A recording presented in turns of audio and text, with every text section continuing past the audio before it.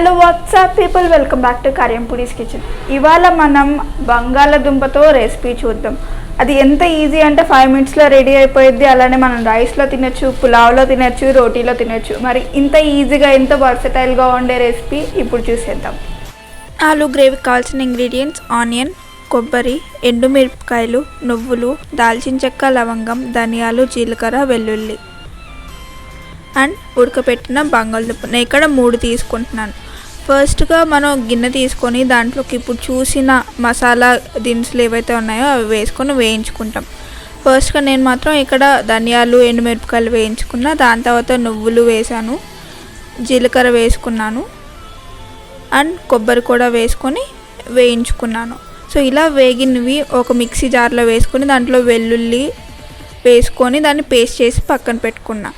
ఈ లోపల మనం వాడిన గిన్నెలోనే 1 టేబుల్ స్పూన్ ఆయిల్ వేసుకొని కొంచెం ఆవాలు, జీలకర్ర,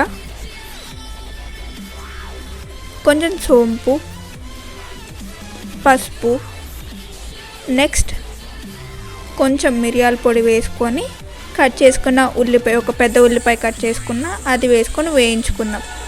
ఇది వేగిన తర్వాత మనం ఉడకపెట్టుకున్న బంగాళదుంపల్ని ముక్కలు చేసుకొని అవి కూడా వేసుకొని ఒకసారి సాల్ట్ వేసుకొని కలపెట్టుకుందాం. కలపెట్టి ఒక 1 మినిట్ లేదంటే 1.5 మినిట్ అది మూత పెట్టుకొని కుక్ చేసుకుందాం. ఇలా కుక్ అయిన తర్వాత మనం ముందుగా రెడీ చేసుకున్న మసాలా పేస్ట్ ఏదైతే ఉందో అది వేసుకుందాం. అదే మిక్సీ జార్లో కొంచెం వాటర్ పోసుకొని నీట్గా ఉన్న మసాలా మొత్తం క్లీన్ చేసుకొని దాన్ని బంగాళదుంప దాంట్లోనే వేసుకుందాం.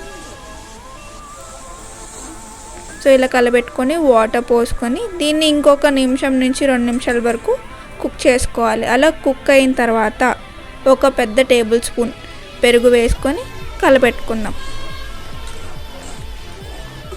ఇలా 1 నిమిషం మళ్ళీ మూత పెట్టుకొని చివరగా కొత్తిమీరతో మొత్తం కట్ చేసుకొని చిన్నగా కట్ చేసుకొని గార్నిష్ చేసుకున్నట్టు మనం వేసుకొని కలిపెట్టుకుంటే మన టేస్టీ అయిన ఆలూ గ్రేవీ కర్రీ రెడీ అయిపోయింది.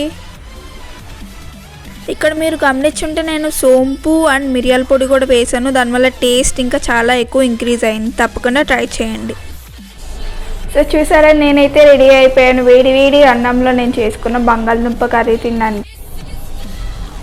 సో చూసారు కదా, నేనైతే వేడి వేడిగా అన్నంలో వేసుకొని తినేసాను. మీరు కూడా చేసుకొని చక్కగా తినేసి ఎలా ఉంది, టేస్ట్ ఎలా ఉందని కింద కామెంట్ సెక్షన్లో కామెంట్ చేయండి. అలానే ఇంకేమైనా రెసిపీస్ కావాలంటే ఏమైనా సజెషన్స్ ఉంటే కనుక కింద సజెషన్స్ కూడా మాకు పెట్టండి. సో ఈ వీడియో నచ్చిందని అనుకుంటున్నాను. నచ్చితే కనుక లైక్ చేయండి, షేర్ చేయండి అండ్ సబ్స్క్రైబ్ చేయండి. ఫస్ట్ టైం మా ఛానల్ చూసి సబ్స్క్రైబ్ చేసుకుంటున్నారనుకుంటే కనుక పక్కన బెల్ ఐకాన్ ఉండిద్ది.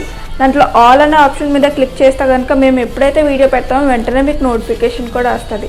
మళ్ళీ వచ్చే వీడియోలో కలుద్దాం. Bye bye.